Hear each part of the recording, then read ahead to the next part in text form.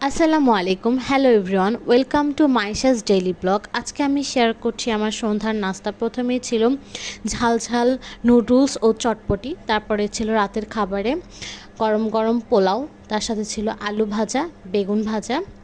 এই দুটো দিয়ে খাওয়া হয়ে যাওয়ার পরে আলু ভাজিতে আমি সুন্দরভাবে খেয়ে নিয়েছিলাম, এটি খেতে অনেক মজা লেগেছিল। এরপর নিয়েছিলাম চিকেন রোস্ট, যেটা খুবই খুবই খুবই মজা এবং সুস্বাদু হয়েছিল। মাংস এত নরম হয়েছিল যেটা ধরতেই খুলে আসতেছিল। মাংস দিয়ে এবং গ্রেভিটা দিয়ে চিকেনের খেতে খুবই মজা লাগতেছিল।